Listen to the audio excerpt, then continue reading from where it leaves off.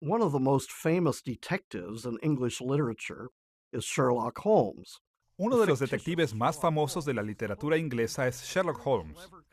Este personaje ficticio fue un investigador brillante que ayudaba a la policía a resolver casos difíciles. Se decía que la genialidad de Sherlock Holmes tenía dos aspectos. Por una parte, poseía tal habilidad de observación que podía descubrir todos los detalles objetivos relevantes de un caso. Y por otra parte, era increíblemente lógico, al punto que podía comprender cómo se relacionaban estos hechos con el crimen que estaba tratando de resolver. Bueno, en cierto sentido, el tomar decisiones bíblicas exige que los cristianos sean como Sherlock Holmes. Tenemos que identificar muchos detalles objetivos. También tenemos que descubrir cómo todos esos detalles objetivos se relacionan con las preguntas éticas que estamos tratando de responder. Esta es la séptima lección de nuestra serie, Cómo tomar decisiones bíblicas, y la hemos denominado La perspectiva situacional, comprendiendo los hechos. Nuestro objetivo en esta lección es identificar los principales componentes de las situaciones éticas que enfrentamos en el mundo moderno y explicar cómo influye cada uno de ellos en las decisiones éticas que debemos tomar. En todas estas lecciones, nuestro modelo para tomar decisiones bíblicas ha sido que el juicio ético involucra la aplicación de la palabra de Dios a una situación por una persona. Esta perspectiva de la ética nos recuerda que hay tres aspectos principales que se deben considerar frente a cada situación de carácter ético. Un enfoque en la palabra de Dios, lo que denominamos el aspecto normativo.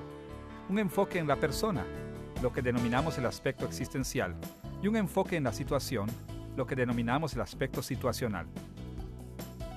Ahora, en algunas lecciones nos hemos concentrado en varias propiedades del aspecto situacional y en esta lección continuaremos profundizando en esta dimensión de la ética cristiana.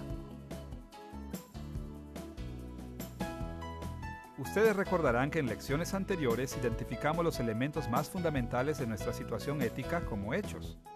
Estos hechos incluyen todo lo que existe.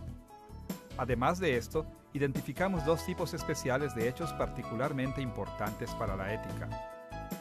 Primero hablamos de nuestras metas, que son los resultados potenciales e intencionados de nuestros pensamientos, nuestras palabras y nuestros hechos. Y segundo, mencionamos los medios, que son las formas en que alcanzamos nuestras metas. En esta lección, en general veremos con más detalle la amplia gama de hechos y en particular exploraremos la importancia de considerar los hechos sobre Dios, el mundo que nos rodea y los seres humanos al tomar decisiones éticas. Nuestra lección se dividirá en tres partes. Comenzaremos por identificar el hecho de Dios mismo, aquel en quien vivimos y nos movemos y somos. Luego, describiremos los hechos de la creación en general, deteniéndonos en varios aspectos de la naturaleza. Y finalmente, consideraremos la humanidad como un elemento crítico de nuestra situación ética. Vayamos primero a Dios mismo, el primer y principal hecho de nuestra situación ética. We speak of God as the ultimate fact in our situation. Hablamos de Dios como el hecho último de nuestra situación, porque Él es quien da existencia y significado a cualquier otro hecho. Los demás hechos existen solo porque Dios los creó y continúa sosteniéndolos. Y tienen significado solo porque Dios les concede significado en forma autoritativa dentro de su creación. Esto significa que siempre debemos interpretar todos los hechos a la luz de la existencia y el carácter de Dios. De modo que, cuando nos detenemos a considerar la importancia ética de los hechos, es importante comenzar con Dios. Nuestra discusión sobre Dios como el hecho último de la ética cristiana se centrará en tres aspectos familiares del carácter de Dios.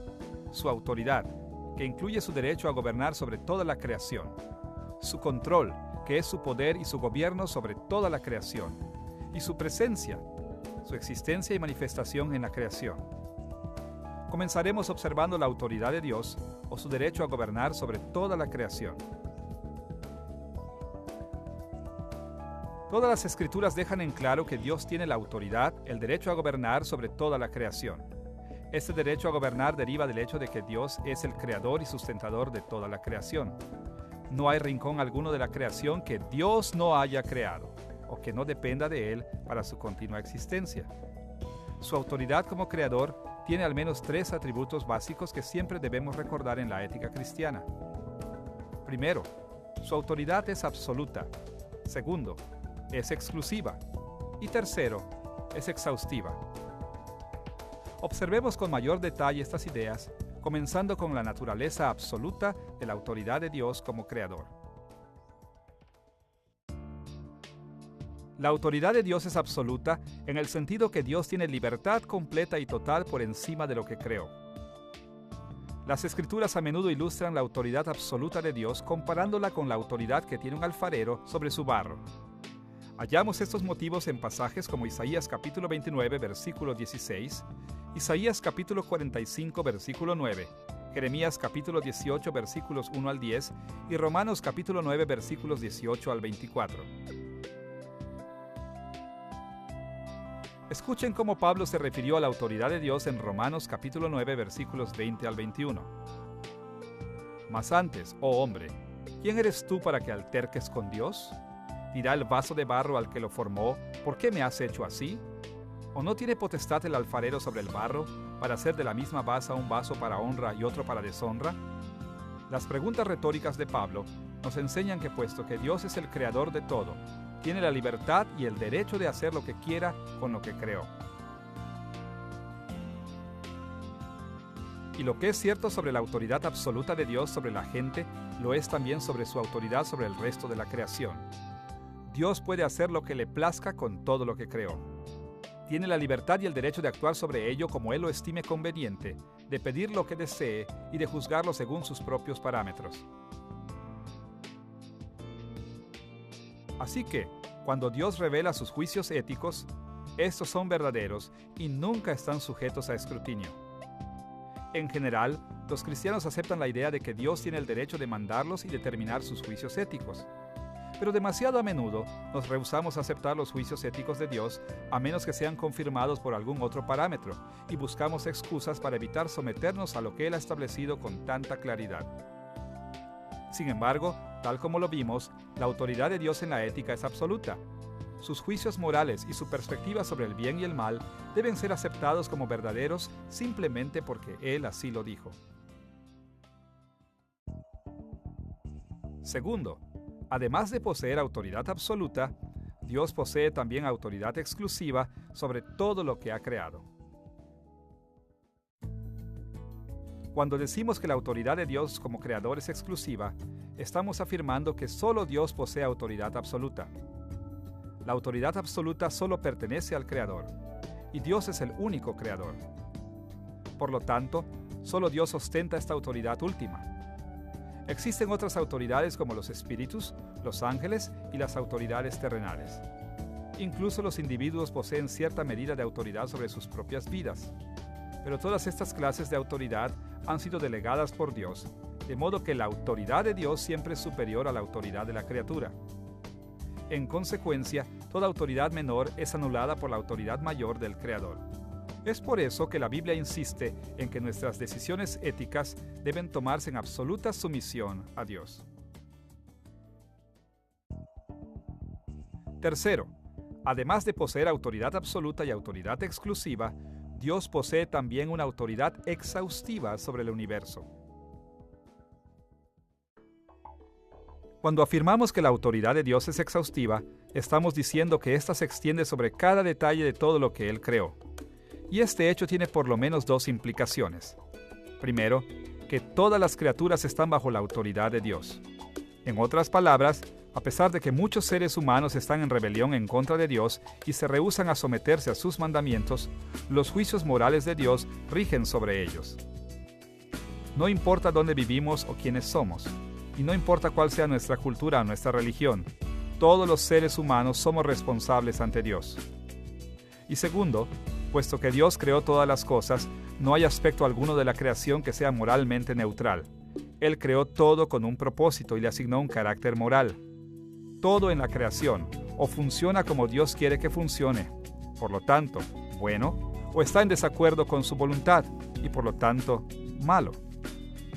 Toda la creación, hasta su más mínimo detalle, está sujeta a Él. Por eso, para servir a Dios, siempre tenemos que considerar y someternos a su autoridad. Después de analizar la autoridad de Dios, debemos volver nuestra atención a un segundo hecho sobre Dios: su control sobre toda la creación, su poderoso gobierno sobre todo lo que existe.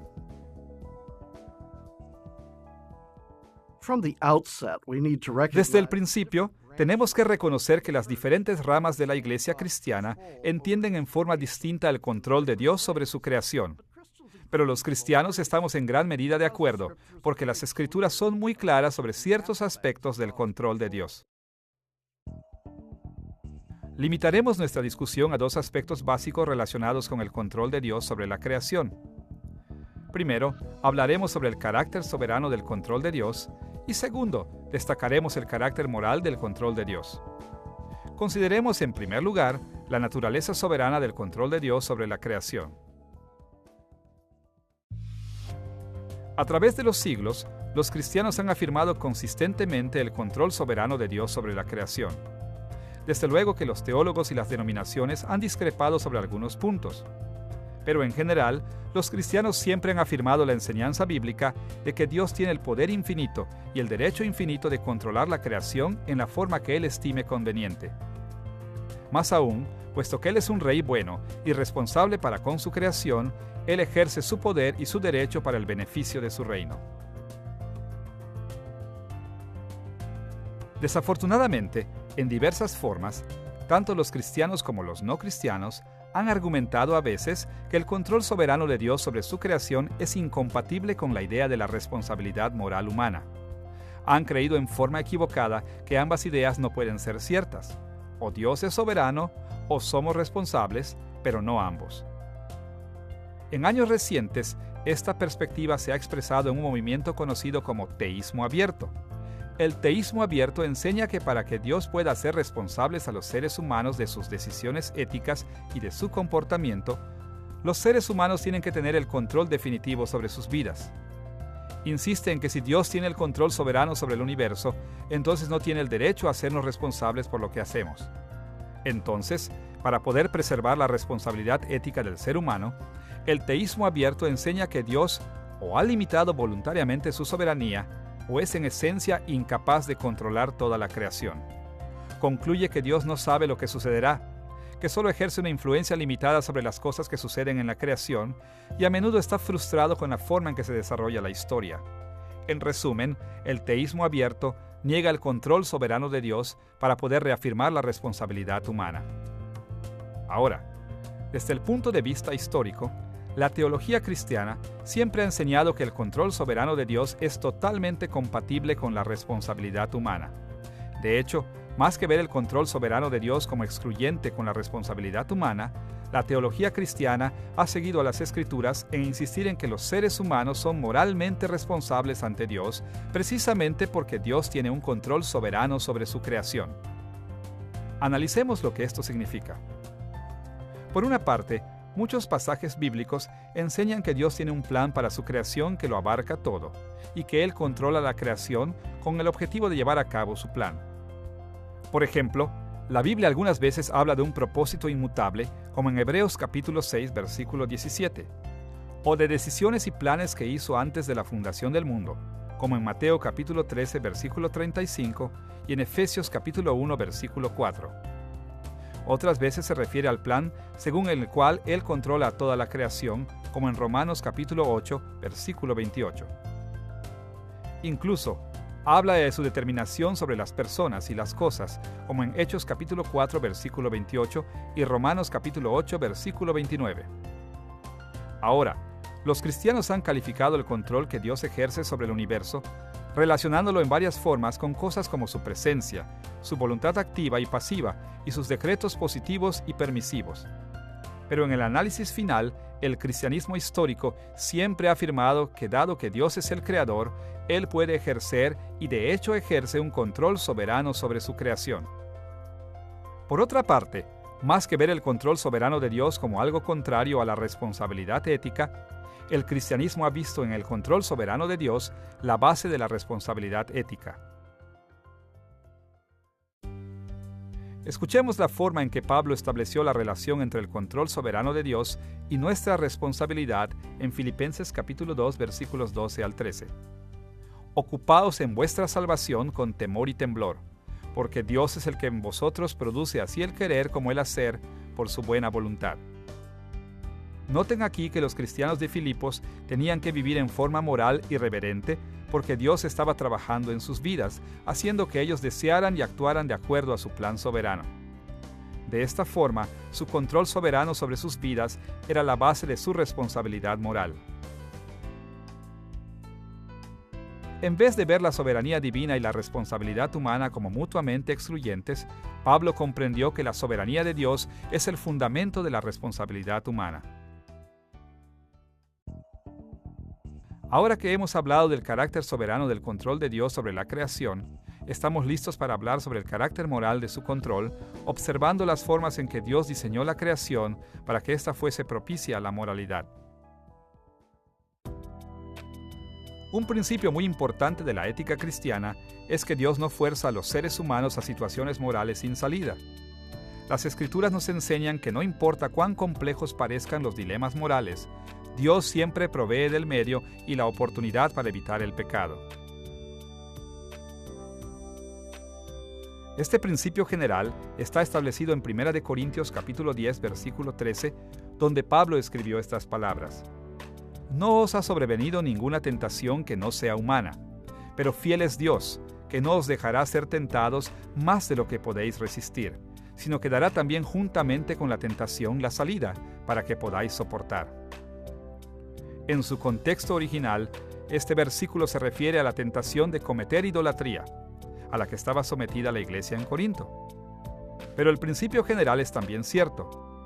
Dios no permite que enfrentemos situaciones en que todas nuestras opciones son pecaminosas. Él siempre conjuga las circunstancias de manera que tengamos una salida, una solución que sea digna de elogio y no pecaminosa. Desde luego que a veces esta forma de escape no parece fácil. La mayoría de nosotros sabe por experiencia propia que algunos dilemas morales son extremadamente difíciles de resolver. Para aprovechar la salida, tenemos que cambiar radicalmente, pero podemos estar seguros de que la oportunidad para este tipo de cambios siempre está ahí. Esto es lo que queremos decir cuando afirmamos que el control de Dios es moral. Él ordena la creación de tal manera que las circunstancias de nuestras vidas nunca pueden excusar nuestras opciones inmorales.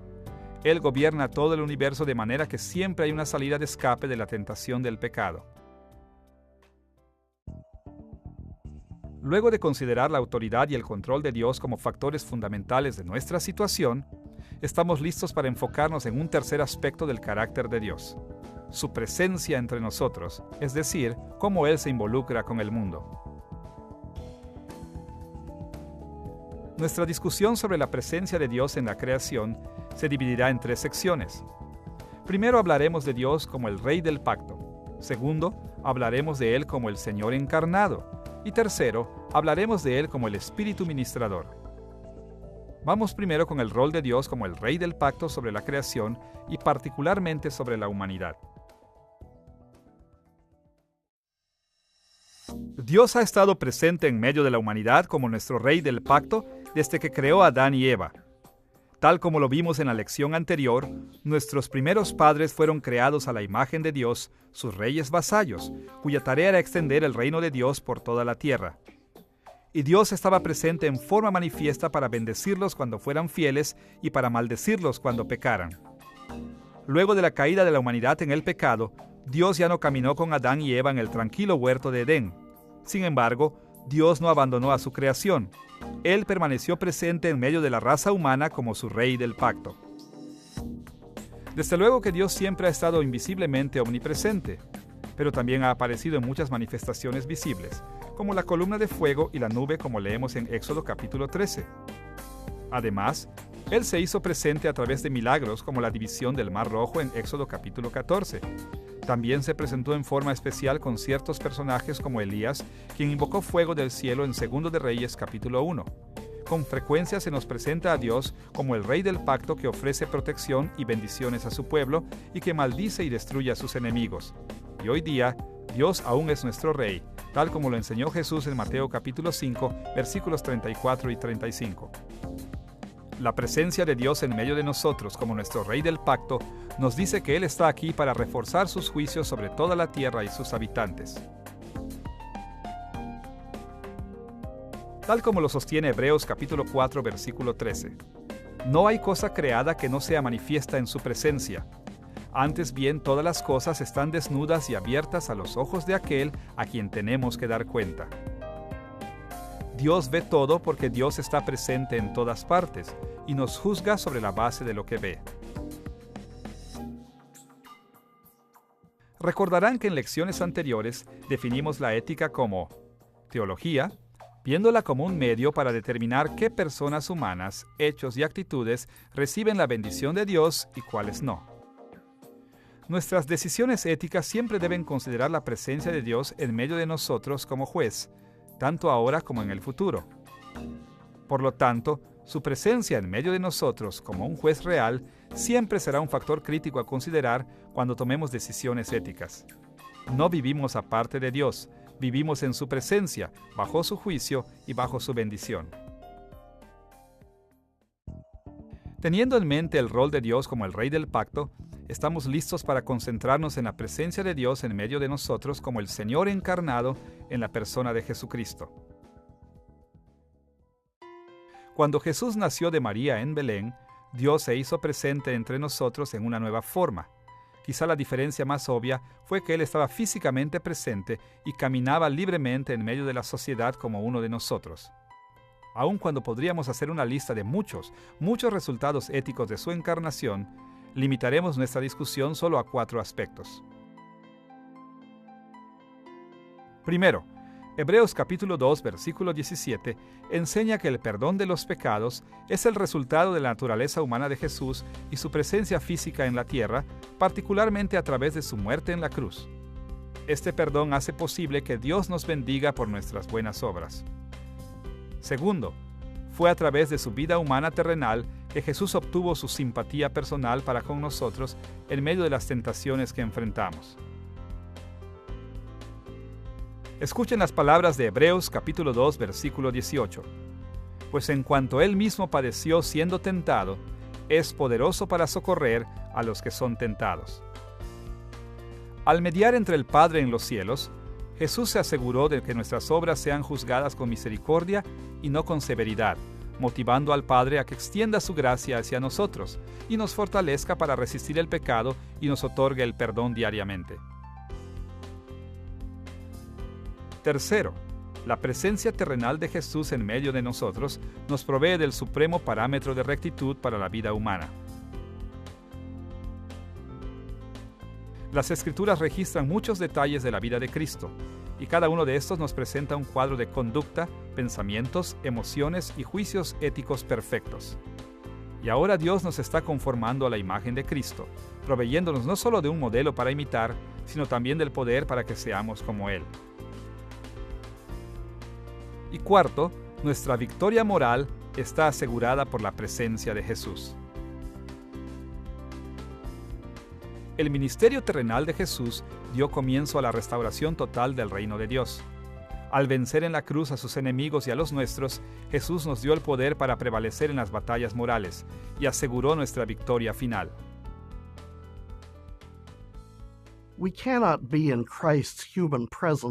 Ahora no podemos estar en la presencia humana de Cristo en la tierra.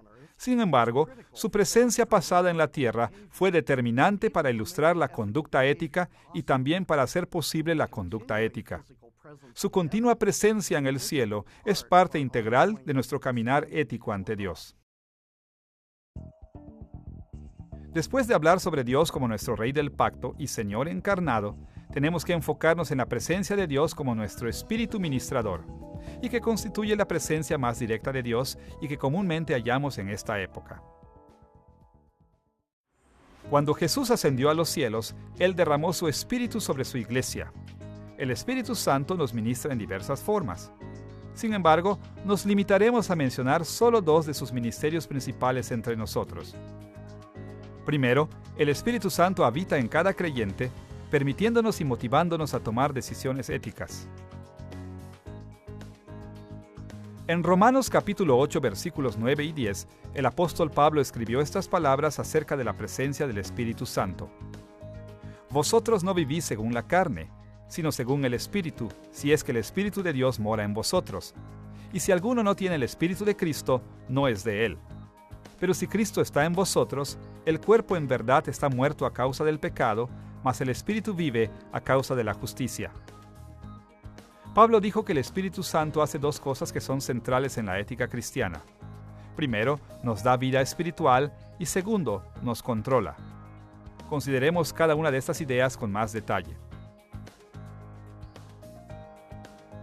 A causa de la caída de la humanidad en el pecado, todos los seres humanos nacen en un estado de muerte espiritual. Esto nos hace moralmente impotentes. No tenemos la capacidad de hacer nada que Dios en última instancia pueda considerar bueno. Pero cuando el Espíritu Santo nos da una nueva vida, Él nos da también la capacidad moral para que podamos hacer buenas obras, lo que significa que podemos y debemos confiar en que el Espíritu Santo nos ayudará a resistir el pecado. El Espíritu Santo cambia nuestros corazones y mentes para que amemos a Dios y anhelemos sus bendiciones.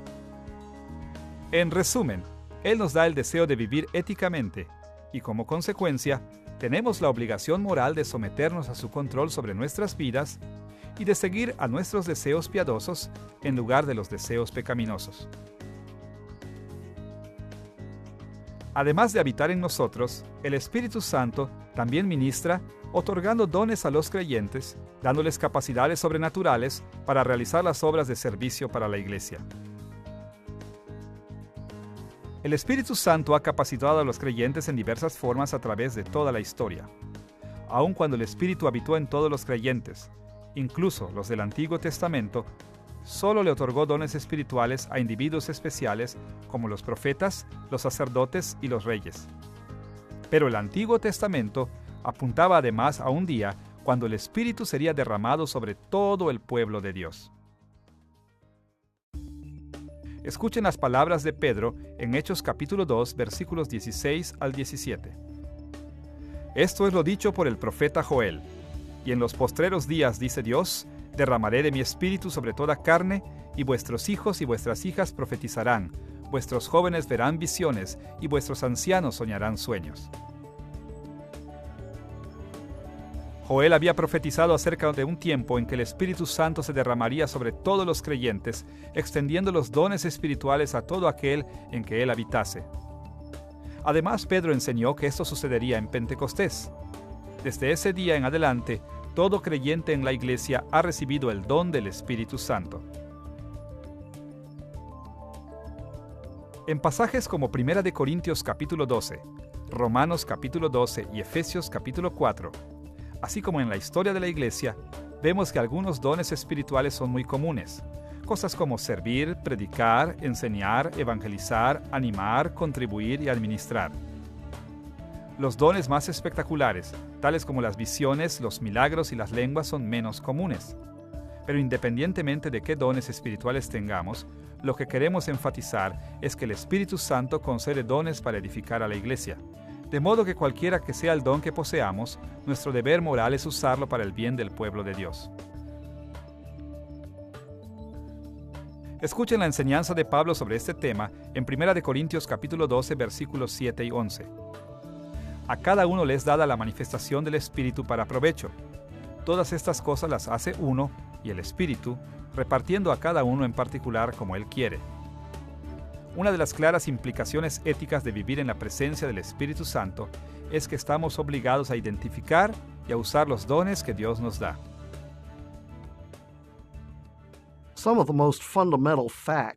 Algunos de los hechos más fundamentales que debemos considerar en cualquier situación ética corresponden a Dios mismo, su autoridad absoluta, exclusiva y exhaustiva, su control moral y soberano sobre la creación, y su presencia en medio de nosotros como Rey del pacto, Señor encarnado y Espíritu ministrador.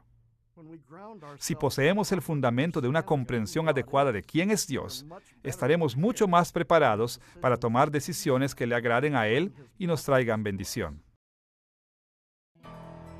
Luego de identificar los hechos relacionados con Dios mismo, Estamos listos para detenernos en los hechos que conforman la creación en general, incluyendo tanto su aspecto físico como su aspecto espiritual. La teología sistemática tradicional ha dicho que todo lo que existe, ante todo, habita en uno de los tres ámbitos fundamentales. Primero, está el ámbito sobrenatural. Este ámbito está por encima de la naturaleza. A pesar de que a menudo usamos este término para referirnos a todo lo que no es parte de nuestro mundo natural, tiene un uso más técnico en la teología sistemática. Específicamente, se refiere a Dios y a sus obras, dado que solo Dios mismo es verdaderamente más grande, más poderoso y más autoritativo que el mundo natural. Segundo, está el ámbito natural. Este es el mundo creado por Dios en Génesis capítulo 1, el mundo en el que vivimos y operamos. Sin duda, este es el lado de la creación más familiar para los seres humanos. Y tercero, está el ámbito de lo preternatural, el ámbito que está más allá de la naturaleza. No está por encima de la naturaleza como Dios lo está, sino que más bien está paralelo a la naturaleza como un aspecto distinto de la creación. Este es el ámbito habitado por los espíritus invisibles, como los ángeles y los demonios. En línea con esta idea tradicional, nuestra discusión sobre los hechos de la creación se dividirá en dos partes. Primero, observaremos los aspectos preternaturales de la creación, tomando en consideración cómo el ámbito espiritual habitado por ángeles y demonios se relaciona con la ética cristiana. Y segundo, nos concentraremos en el mundo natural y su relación con la ética. Comencemos con los aspectos preternaturales e invisibles de la creación.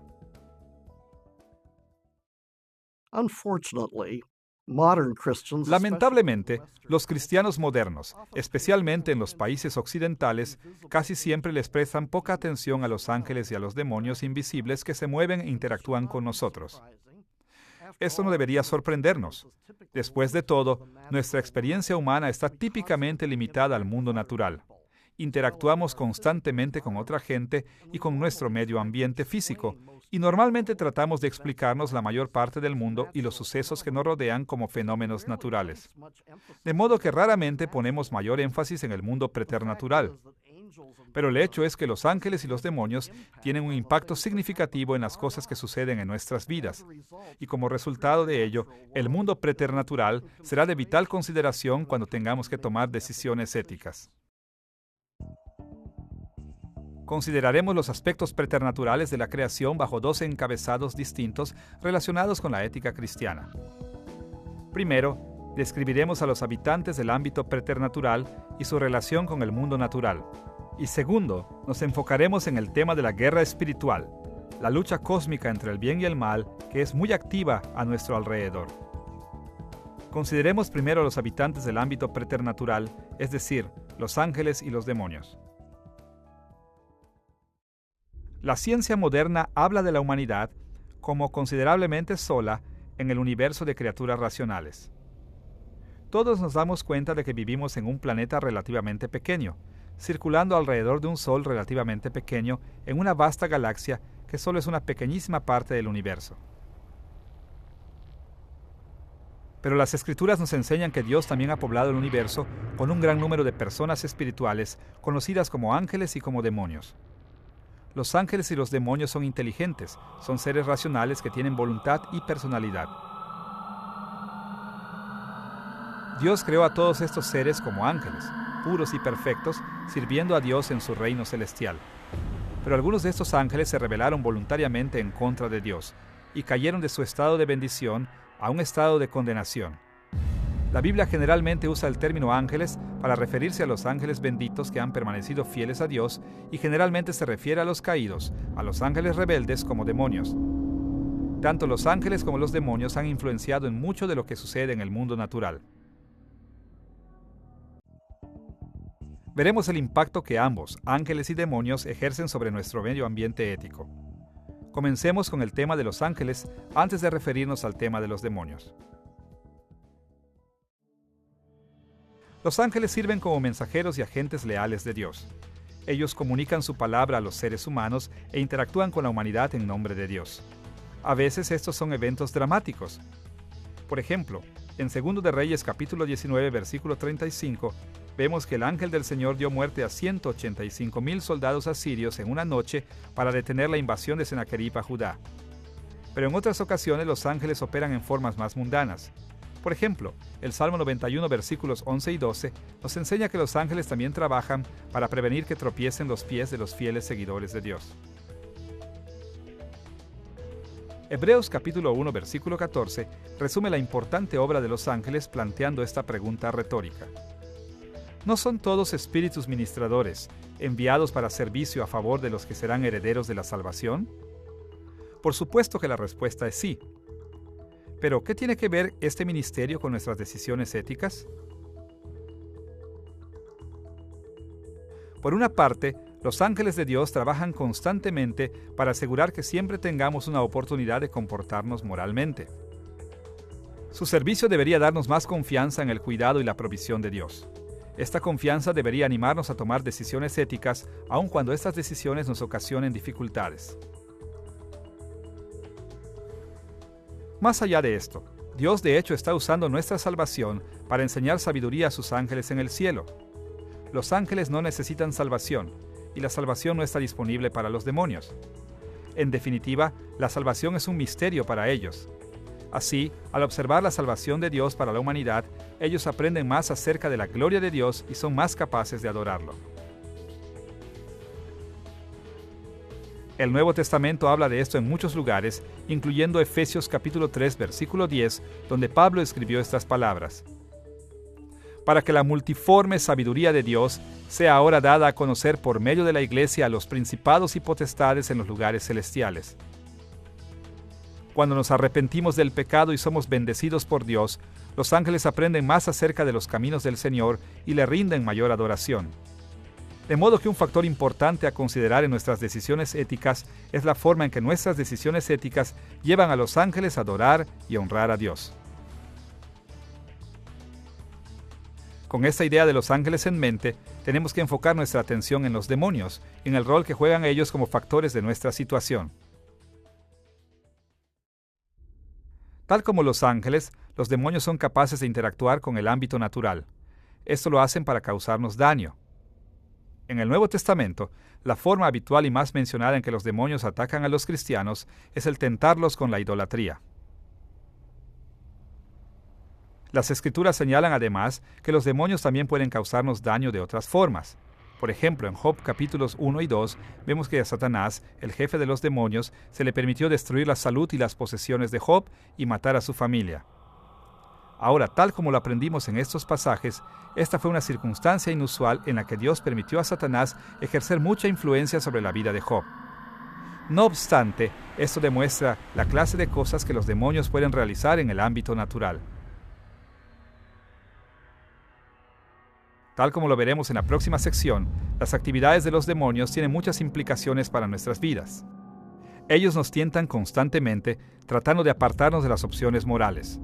Es por eso que siempre tenemos que recordar que ellos son un factor muy importante en nuestra situación. Ahora, hay incontables implicaciones morales que debiéramos extraer de las actividades de los habitantes del ámbito preternatural. Pero en función de nuestro propósito, nos enfocaremos en la guerra espiritual que hay entre ellos y cómo ésta afecta nuestras vidas en el ámbito natural. Desde que Satanás y el resto de los demonios se rebelaron contra Dios, han estado cercados en la batalla contra los santos ángeles de Dios. Dado que este conflicto está siendo peleado entre los espíritus buenos y los espíritus malos, es decir, los ángeles y los demonios, generalmente hablamos de una guerra espiritual. Las Escrituras mencionan con frecuencia esta guerra, siendo tal vez el pasaje más conocido la enseñanza de Pablo sobre la armadura de Dios en Efesios capítulo 6. Escuchen las palabras de Pablo en Efesios capítulo 6, versículo 12. Porque no tenemos lucha contra sangre y carne, sino contra principados, contra potestades, contra los gobernadores de las tinieblas de este siglo, contra huestes espirituales de maldad en las regiones celestes. Aquí Pablo ha señalado que nuestros enemigos incluyen los principados, potestades, gobernadores y huestes espirituales de maldad del mundo preternatural. Esta guerra espiritual es una lucha entre las fuerzas del bien y las fuerzas del mal. Más aún, se produce una influencia ética en nosotros cuando los ángeles nos ayudan a encontrar formas de obedecer a Dios y cuando los demonios nos tientan para pecar. Las buenas nuevas son que Jesús ha paralizado la capacidad de los demonios de superarnos. A través de su muerte y su resurrección, Él ya venció a todos sus enemigos. Pablo enseñó esto en Colosenses capítulo 2, versículo 15, al escribir estas palabras de ánimo. Despojando a los principados y a las potestades, los exhibió públicamente, triunfando sobre ellos en la cruz.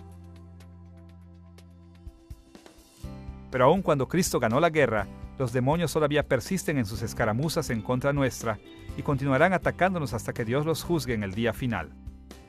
Por eso, debemos ser soldados vigilantes, vestidos para la batalla con la armadura de Dios, confiados en que la gracia de Dios nos fortalecerá para prevalecer en contra de las hordas demoníacas. Nunca debemos olvidar que esta guerra espiritual es real y un elemento poderoso de nuestra situación ética. Una vez entendido esto sobre el mundo preternatural en nuestra mente, estamos listos para revisar las implicaciones éticas del mundo material y natural en el que vivimos. Los detalles del mundo natural son casi ilimitados, de modo que enfocaremos nuestra atención en el mundo natural como un todo. Primero, hablaremos del lugar del mundo natural en su condición original en la creación. Segundo, veremos las formas en que la caída de la humanidad en el pecado ha impactado en el mundo natural. Y tercero, discutiremos las implicaciones de la redención de la humanidad del pecado para el mundo natural. Comencemos con el tema de la creación y con el papel que juega el mundo natural en ella. En Génesis capítulo 1, Moisés describió la creación de todo el ámbito natural, enfatizando la importancia central de la humanidad en la tierra. A partir de su relato, podemos ver que los seres humanos son parte de la naturaleza. Según Génesis capítulo 2, versículo 7, Dios nos creó del polvo de la tierra, y dado que somos parte de la naturaleza, tenemos la obligación ética de protegerla. Moisés dejó en claro, además, que los seres humanos son señores y gobernantes de la naturaleza. Dios no nos creó iguales a las plantas y a los animales, sino para señorear sobre ellos. Escuchen las palabras de Génesis capítulo 1, versículo 28. Y bendijo Dios a la humanidad y les dijo: fructificad y multiplicaos, llenad la tierra y sojuzgadla, y señoread en los peces del mar, en las aves de los cielos y en todas las bestias que se mueven sobre la tierra.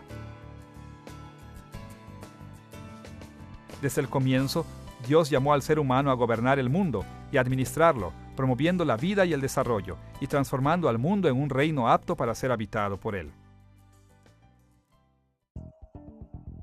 Ahora que hemos revisado el estado original del ámbito natural en la creación, centremos nuestra atención en la caída de la humanidad en el pecado, particularmente su impacto en el mundo natural. Cuando Adán y Eva cayeron en el pecado, Dios respondió y maldijo a la raza humana y a la tierra, sujetándolos a corrupción.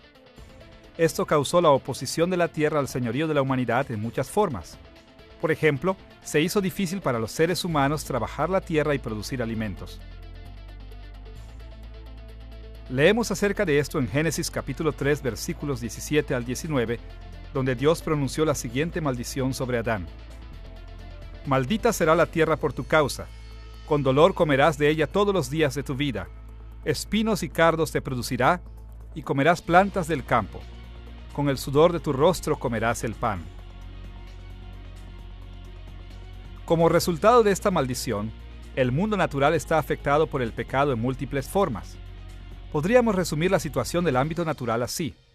La naturaleza es el recipiente de la maldición de Dios y el instrumento de la ira de Dios. Es decir, la naturaleza está corrompida por el pecado y a menudo es hostil para con nosotros. Estos son importantes detalles de nuestra situación natural que hay que considerar en la ética. La naturaleza no es como fue diseñada originalmente. Esto a menudo complica nuestras decisiones éticas porque está corrompida por el pecado y a menudo sirve como instrumento de Dios para disciplinarnos. Al mismo tiempo, el mundo natural no está totalmente corrompido por la caída. La tierra aún pertenece a Dios y todo lo que hay en ella también. Esta aún proclama su bondad y su majestad, y Dios aún la usa para proveernos de muchas cosas buenas. Tal como leemos en el Salmo 19, versículo 1. Los cielos cuentan la gloria de Dios y el firmamento anuncia la obra de sus manos. Y tal como lo escribió Pablo en 1 de Timoteo capítulo 4, versículos 4 y 5. Todo lo que Dios creó es bueno, y nada es de desecharse si se toma con acción de gracias, porque por la palabra de Dios y por la oración es santificado. La naturaleza aún es buena, aún es la creación de Dios, y aún es medio a través del cual Dios nos ministra y nos bendice. Cada vez que enfrentamos decisiones éticas, siempre debemos recordar que tanto la corrupción de la naturaleza como las bendiciones de la naturaleza continúan siendo características importantes de nuestra situación. Luego de hablar de la naturaleza en relación con la creación y con la caída, estamos listos para ir al tema de la redención y el rol que juega el ámbito natural en la historia de la redención. Cuando la humanidad cayó en el pecado, el ámbito natural se transformó en un instrumento de maldición y en un recipiente de la maldición. Pero con la redención, ambos efectos son revertidos. El ámbito natural se transforma en un instrumento de redención. En tanto, Dios obra en el ámbito natural para llevar a cabo la redención para los seres humanos. Así también se transforma en un recipiente de la redención. En tanto, Dios purga la corrupción del mundo natural a través de la redención de la humanidad. Nature functions as a means of redemption in a number of ways. For one thing, La naturaleza funciona en múltiples formas como un medio de redención. Por una parte, Dios usa las cosas del ámbito natural como herramientas de proceso de redención. Los sucesos del mundo natural dan testimonio de la grandeza de Dios. Ellos nos ofrecen la oportunidad de creer en Él para salvación y nos ponen en circunstancias que nos llevan al crecimiento y la victoria espiritual. Por otra parte, Dios a veces obvia el orden natural y normal en forma milagrosa, cambiando la naturaleza de modo que ésta se nos presenta con señales y maravillas que edifican nuestra fe. Consideren Romanos capítulo 8, versículo 28, donde Pablo escribió estas palabras: A los que aman a Dios, todas las cosas les ayudan a bien, esto es, a los que conforme a su propósito son llamados. Con la expresión todas las cosas, Pablo quiso decir toda circunstancia, todo suceso, toda criatura, todo objeto, todo pensamiento, es decir, todo. Esto incluye también todo lo que existe o sucede en el mundo natural. Dios está en control de todo ello en nuestro beneficio, favoreciendo nuestra redención. Así entonces, cuando nos vemos enfrentados a las disyuntivas éticas, es preciso que nos hagamos preguntas como: ¿qué me está enseñando Dios a través de mis experiencias del mundo natural? ¿Cómo puede mi interacción con el mundo natural ayudarme a ser más como Cristo? ¿Y cómo puedo usar el mundo natural para darle gloria a Dios? Más allá de ello, el ámbito natural mismo va a ser, en última instancia, un recipiente de la redención. Dios va a refinar a ambos, al cielo y la tierra, para crear un nuevo cielo y una nueva tierra. Las Escrituras mencionan esta nueva creación en muchos textos como Isaías capítulo 65, versículo 17, Isaías capítulo 66, versículo 22, Segunda de Pedro capítulo 3, versículo 13 y Apocalipsis capítulo 21, versículo 1. Pasajes como estos indican que la corrupción del mundo natural durará hasta que se complete la redención de la humanidad con el regreso de Cristo. En ese punto, la tierra será llevada al glorioso destino que Dios ordenó para ella desde el comienzo.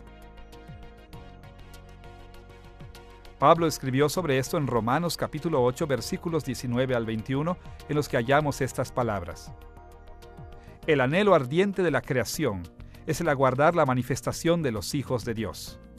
La creación misma será libertada de la esclavitud de corrupción a la libertad gloriosa de los hijos de Dios. El hecho de que Dios esté redimiendo al mundo natural indica que Él le asigna un gran valor. De modo que, cuando tomamos decisiones éticas, tenemos que considerar también cómo impactarán nuestras decisiones a la creación natural. Esto significa que tenemos que plantearnos preguntas como: ¿qué efecto tendrá mi decisión en el mundo natural? ¿Cómo puedo incrementar o mejorar el dominio de la humanidad sobre la tierra?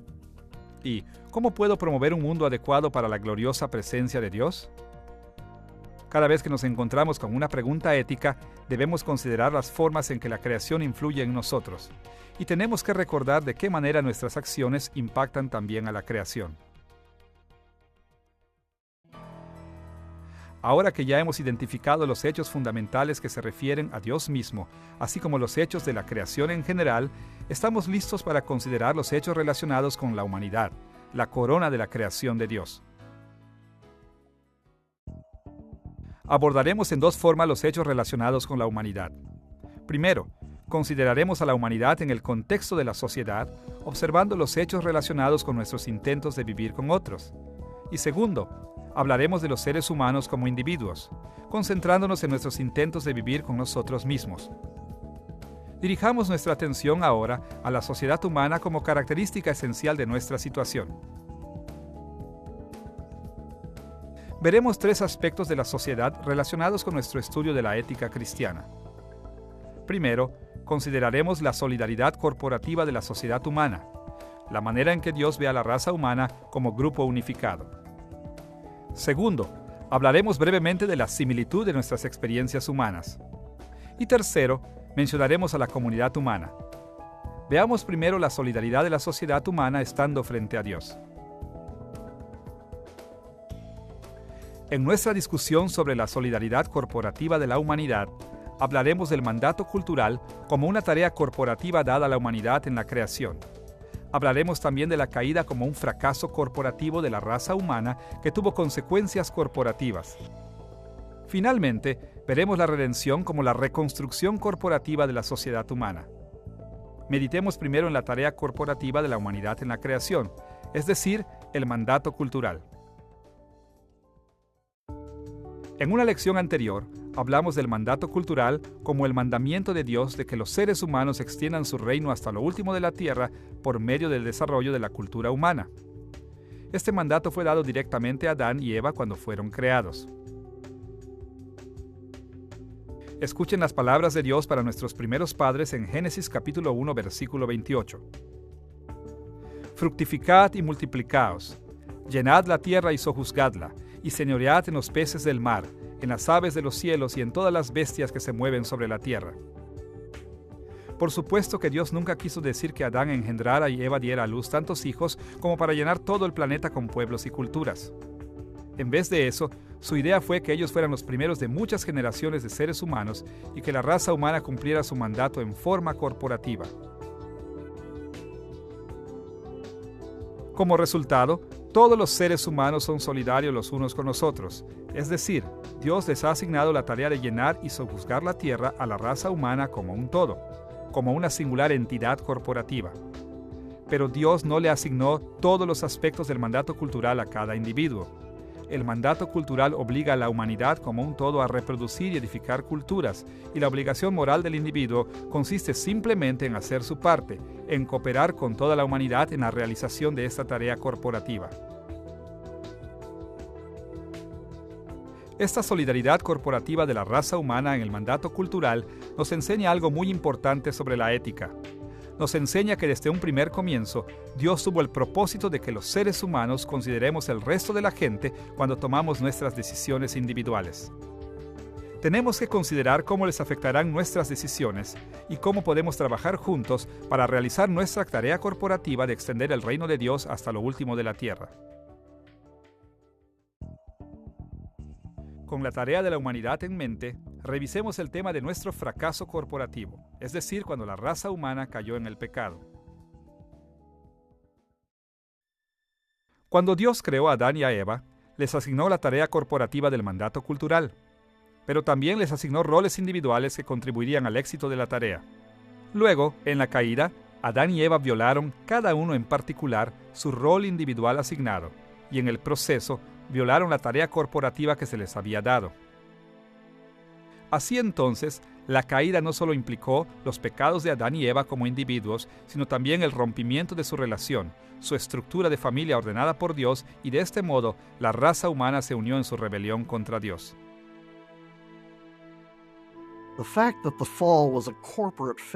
El hecho de que la caída haya sido un fracaso corporativo tiene fuertes implicaciones para la ética cristiana.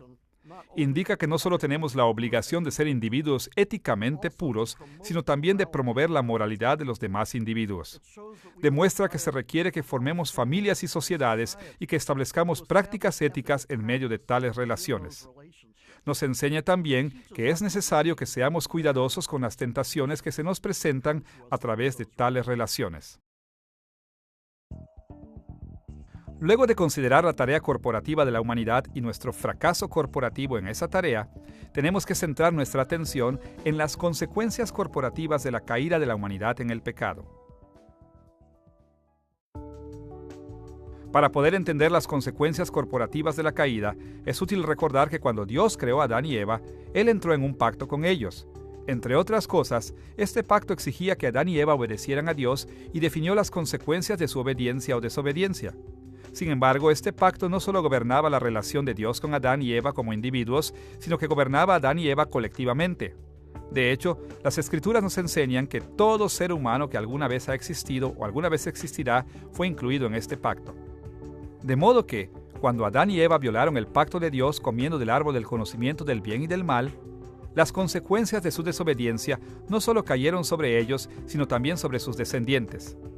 A causa de la solidaridad corporativa de la raza humana, esta transgresión condenó a todos los individuos de la raza humana a las maldiciones del pacto.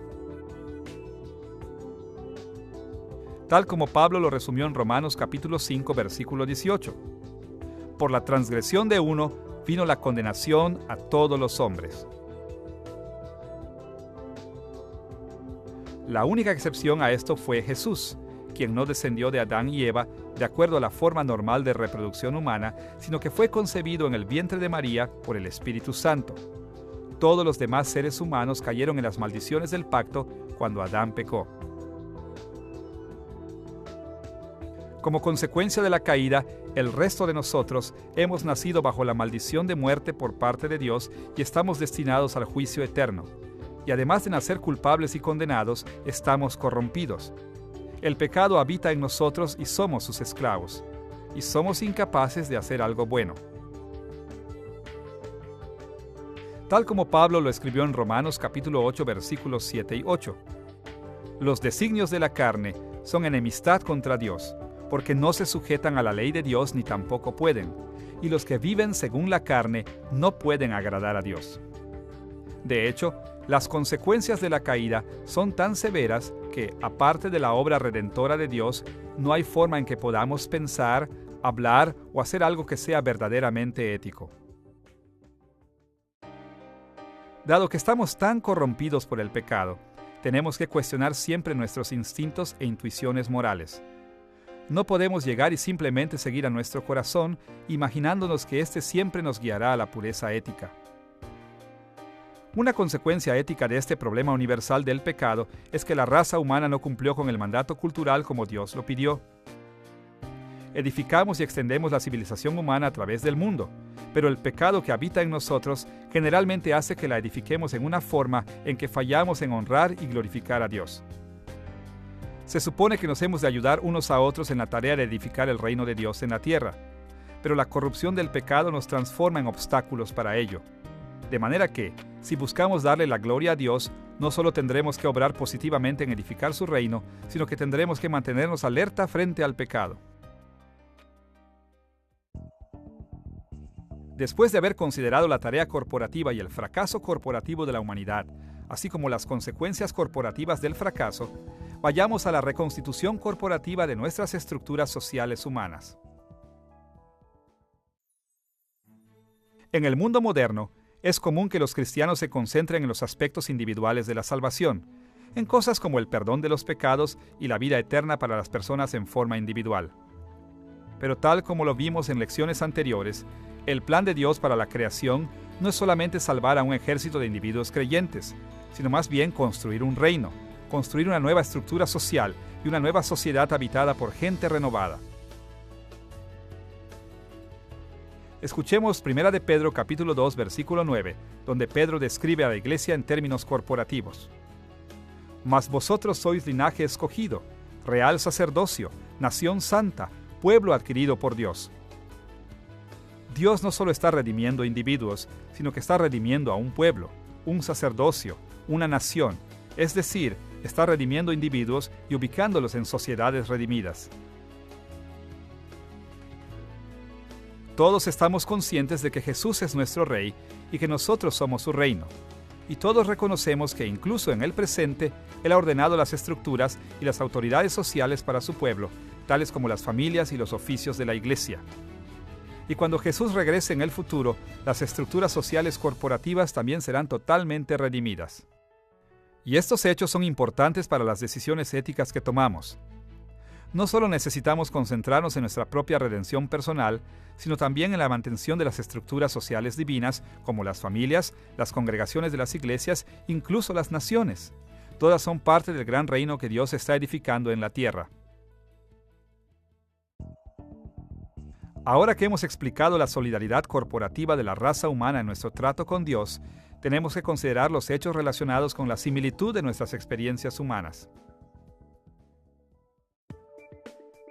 Dentro de la raza humana, nos dividimos en muchos grupos más pequeños de gente. Somos miembros de naciones, culturas, subculturas, iglesias, familias, etc. Nuestras historias no son solo biografías de individuos, sino relatos acerca de naciones y grupos de personas. Existimos y nos gobernamos con base en estructuras sociales como las familias y los países. Compartimos culturas que nos ligan con base en estilos de vestimenta, alimentos, música, arte, arquitectura y muchas otras cosas. Dentro de estos grupos sociales hay similitudes fundamentales que ligan al grupo.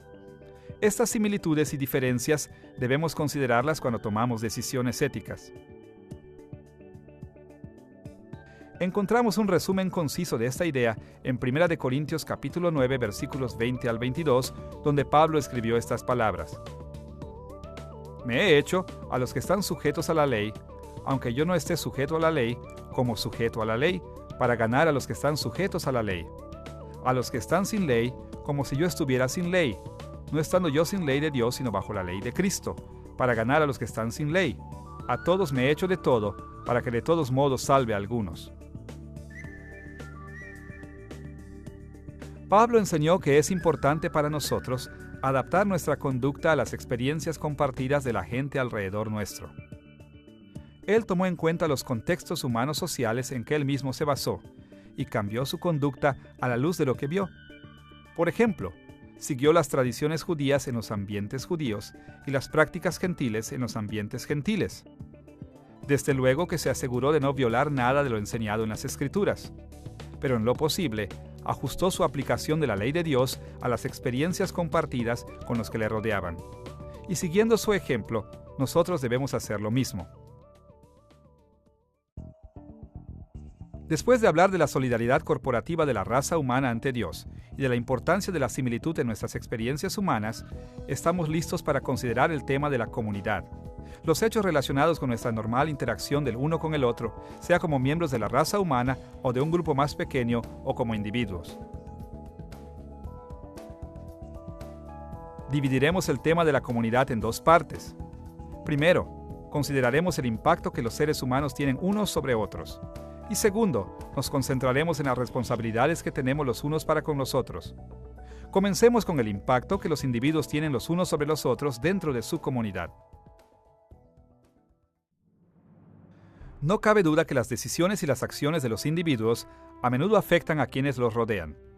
Cuando estas acciones y decisiones se conforman a las Escrituras, impactan a las personas en una forma que glorifica a Dios. Cuando no lo hacen, impactan a los demás en una forma que promueve el pecado. Impactamos de innumerables maneras a la gente en nuestra comunidad. Sin embargo, en función del propósito de esta lección, concentraremos nuestra discusión en el impacto entre los creyentes en la iglesia. En 1 Corintios capítulo 12, versículos 26 y 27, Pablo describió el impacto que los cristianos ejercen unos sobre otros usando la metáfora del cuerpo. Escuchen lo que él escribió allí. De manera que si un miembro padece, todos los miembros se duelen con él, y si un miembro recibe honra, todos los miembros con él se gozan. Vosotros, pues, sois el cuerpo de Cristo, y miembros cada uno en particular. En este pasaje, Pablo enseñó que los cristianos deben tratarse unos a otros con honor y respeto, porque lo que le sucede a un cristiano le afecta a todos los creyentes en el mundo. En este sentido, el impacto que ejercemos el uno sobre el otro es muy amplio, de modo que siempre debemos tomar en cuenta a toda la iglesia cada vez que tomamos una decisión. En la medida que seamos capaces de determinar el impacto de nuestras acciones sobre los otros creyentes, debemos tomar las decisiones que los beneficien y no los dañen, y que promuevan en ellos el conducirse éticamente. Pablo dio un ejemplo muy concreto de esto en 1 Corintios capítulo 8, donde dio instrucciones con respecto a los alimentos que habían sido sacrificados a los ídolos. En general, él enseñó que era aceptable para los cristianos comer esos alimentos, pero él calificó esto diciendo que si el comer esos alimentos causaba que otros creyentes cayeran en el pecado de idolatría, entonces los cristianos deberían privarse de estos alimentos. Escuchen lo que él escribió en 1 Corintios capítulo 8, versículo 13. Si la comida le es a mi hermano ocasión de caer, no comeré carne jamás, para no poner tropiezo a mi hermano. Para que nuestras decisiones sean bíblicas, debemos considerar el impacto de nuestras acciones sobre los demás. Conociendo la importancia del impacto que tenemos en los demás, tenemos que dirigir nuestra atención al tema relacionado con las responsabilidades que tenemos los unos para con los otros. Tal como lo hicimos cuando discutimos el impacto que tenemos en los demás, nos concentraremos particularmente en las responsabilidades que tenemos los unos para con los otros en la iglesia. En muchos pasajes, las Escrituras nos enseñan acerca de nuestras responsabilidades para con el otro. Entonces, para ser más ilustrativos, nos concentraremos en el mandamiento del Señor que nos amemos los unos a los otros. Este mandamiento es mencionado con frecuencia en las Escrituras, pero nos fijaremos en la forma en que Juan habló acerca de él en su primera epístola. Escuchen las palabras de 1 de Juan capítulo 3, versículos 11 al 18. Amémonos unos a otros. En esto hemos conocido el amor, en que Él puso su vida por nosotros. También nosotros debemos poner nuestras vidas por los hermanos. Pero el que tiene bienes de este mundo, y ve a su hermano tener necesidad y cierra contra él su corazón, ¿cómo mora el amor de Dios en él? Hijitos míos, no amemos de palabra ni de lengua, sino de hecho y en verdad. Juan indicó que tenemos la responsabilidad de amarnos unos a otros de la misma forma en que Jesús nos amó. Esta responsabilidad abarca toda la vida. Demanda nuestro tiempo, nuestro dinero, nuestras posesiones, incluso nuestras vidas. Y esta es una responsabilidad que debe reflejarse en todas nuestras decisiones éticas. Ahora que hemos revisado los hechos relacionados con la vida con los demás en la sociedad humana, estamos listos para volver nuestra atención sobre nosotros mismos como individuos. Como hemos visto, los seres humanos tenemos muchas cosas en común. Todos somos responsables ante el mismo Dios. Vivimos en el mismo mundo natural y somos influenciados por las mismas fuerzas preternaturales. Vivimos en sociedades junto a muchos otros semejantes a nosotros, pero también hay muchas formas importantes en que cada persona es única. Todos tenemos diferentes personalidades, diferentes historias, diferentes capacidades, etc. Y estas diferencias individuales son factores importantes a considerar cuando enfrentamos opciones éticas. Hablaremos de 4 tipos de factores en relación con los seres humanos como individuos. Primero, hablaremos del carácter personal. Segundo, mencionaremos el significado de las experiencias de cada individuo. Tercero, trataremos el tema del cuerpo humano y su influencia. Y cuarto, consideraremos la importancia de los roles que Dios le ha asignado a cada persona. Comencemos con el carácter personal como un importante factor de nuestra situación. Cuando hablamos de carácter, tenemos en mente cosas como nuestras preferencias y tentaciones individuales, así como nuestra santificación. Cada uno de nosotros tiene ciertas fortalezas y debilidades, y cada uno de nosotros tiene una relación personal única con el Espíritu Santo. Todos estos factores influyen en nuestra capacidad e inclinación a tomar decisiones que honren a Dios. Además de los aspectos del carácter personal, al tomar decisiones éticas, debemos fijarnos también en las experiencias de cada individuo. Las experiencias personales se parecen un poco a las huellas digitales. Todas las huellas digitales están hechas de bordes que forman patrones como arcos y curvas y espirales. Y aun cuando todos tenemos huellas digitales conformadas por los mismos elementos, cada huella digital es única. Lo mismo sucede con nuestras experiencias. La mayoría de nuestras experiencias son muy comunes, pero la combinación de las experiencias de cada persona es única. En la categoría de nuestras experiencias, deberíamos incluir factores tales como nuestra herencia, nuestra madurez, nuestra educación, nuestras oportunidades, nuestra posición y estatus, y por supuesto, todo lo que siempre pensamos, decimos y hacemos. Estas experiencias condicionan nuestras decisiones éticas y determinan en parte nuestras responsabilidades morales.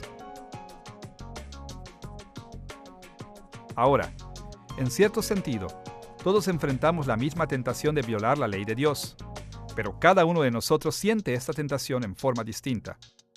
Por ejemplo, todos somos tentados a robar, pero los detalles específicos de esta tentación difieren en cada uno de nosotros. Todos somos tentados sexualmente, pero las tentaciones específicas que enfrentamos varían de individuo a individuo. De manera que, al aproximarnos al tema de la ética cristiana, tenemos que reconocer que cada uno de nosotros lucha una batalla espiritual única, y los detalles de nuestras batallas únicas son factores importantes que debemos considerar. Por ejemplo, en relación con nuestra herencia, todos tenemos que honrar a nuestros padres, pero no todos tenemos los mismos padres. De hecho, cada uno de nosotros tiene que honrar a sus propios padres. Y con respecto a la madurez, la forma en que hemos de honrar a nuestros padres varía a medida que crecemos. Cuando somos jóvenes, los honramos grandemente, obedeciéndoles y respetándolos. Cuando somos mayores y nuestros padres son ancianos, puede que necesitemos honrarlos en forma distinta, como cuidar de sus necesidades físicas. Cada experiencia nos presenta responsabilidades consecuentes que en cierta forma son únicas para nosotros. Y al enfrentar decisiones éticas, estos son los factores muy importantes a considerar. Con estas ideas sobre el carácter y la experiencia personal en mente, tenemos que concentrarnos en los factores relacionados con el cuerpo humano y la influencia que ejercen sobre nuestra contingencia ética. Hay muchos factores relacionados con nuestros cuerpos y que entran en juego en la contingencia ética, tales como nuestra edad física, nuestras capacidades e incapacidades, nuestra herencia genética y nuestras capacidades intelectuales. Por ejemplo, en Deuteronomio capítulo 1 versículos 35 al 39, Dios hizo una distinción entre los adultos y los niños de Israel así: No verá hombre alguno de estos, de esta mala generación, la buena tierra que juré que había de dar a vuestros padres, excepto Caleb y Josué, y vuestros niños, vuestros hijos que no saben hoy lo bueno ni lo malo. Ellos entrarán allá, y a ellos la daré, y ellos la heredarán. Cuando Israel como nación se rebeló en contra de Dios en el desierto, el Señor condenó a toda la generación adulta, con excepción de Josué y Caleb. Sin embargo, no condenó a los niños de esta generación porque ellos no sabían aún lo bueno ni lo malo. De esta y de muchas otras formas, las Escrituras señalan que nuestras obligaciones éticas están parcialmente determinadas por nuestra madurez física y nuestras capacidades intelectuales. Pero las Escrituras también enseñan que algunos factores relacionados con nuestros cuerpos no pueden influir totalmente en nuestras obligaciones éticas. Consideremos el ejemplo más prominente en las Escrituras, el hecho de que el pecado habita en nuestros cuerpos, impidiendo que seamos capaces de obedecer a Dios. Aún así, Dios no pasa por alto los pecados que cometemos como resultado de este problema residente en nuestros cuerpos. Escuchen la descripción de Pablo de este problema en Romanos capítulo 7 versículos 18 al 24. En mi carne no habita nada bueno, porque en el hombre interior me deleito con la ley de Dios. Pero veo otra ley en los miembros de mi cuerpo, que me hace prisionero de la ley del pecado que está en mis miembros. ¿Quién me libertará de este cuerpo de muerte? El pecado que habita en nuestros cuerpos nos lleva al pecado. Pero tal como lo muestra Pablo, la solución a este dilema no es negar nuestra culpa, sino clamar por un Salvador. Y la relación entre la genética y la conducta es similar a esto.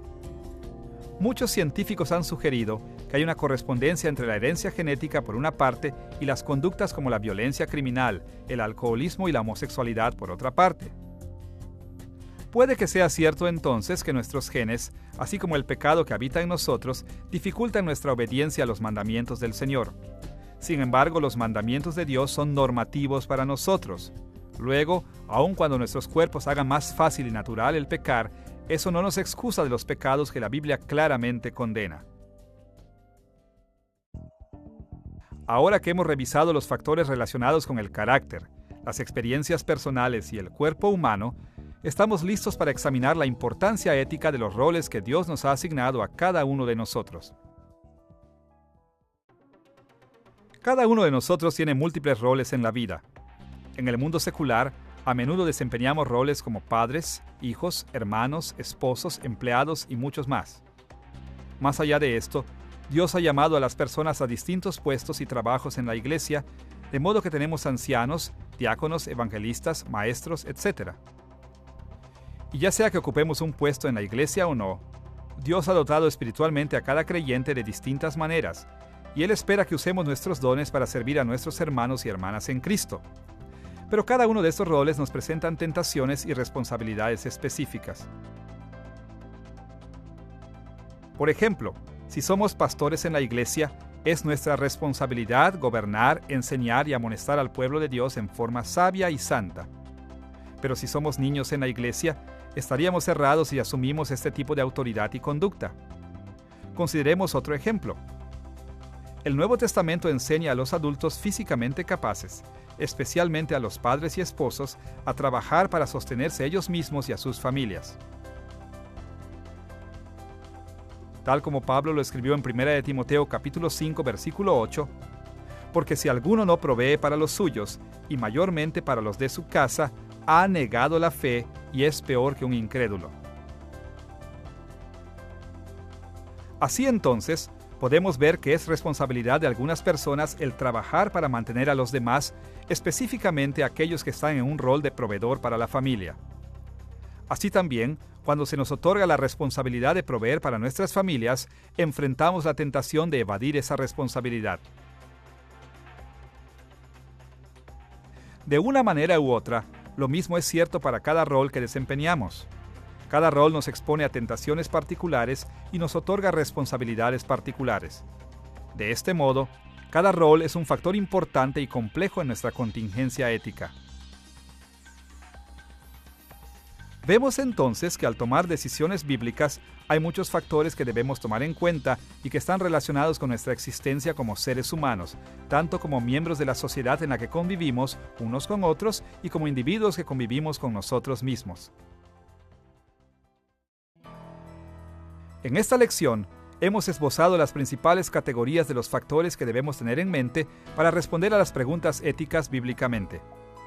Hemos identificado un número de factores importantes acerca de Dios mismo, especialmente su autoridad, su control y su presencia. Hemos descrito los factores que conforman la creación en general, poniendo atención tanto al ámbito natural como al ámbito preternatural. También hemos considerado la humanidad tanto en el contexto de la sociedad como a nivel individual. Estas tres categorías básicas son un buen punto de partida para analizar los factores de nuestra situación ética. Si nos aproximamos a la ética desde una perspectiva situacional, es extremadamente importante que reconozcamos y consideremos todos los factores que influyen en nuestras responsabilidades ante Dios. Lo más básico de estos factores son siempre la existencia de Dios y su carácter. Pero los factores relacionados con nuestro contexto y con nosotros mismos establecen también obligaciones éticas para nosotros. De modo que mientras más factores consideremos, estaremos más seguros de tomar decisiones éticas realmente bíblicas.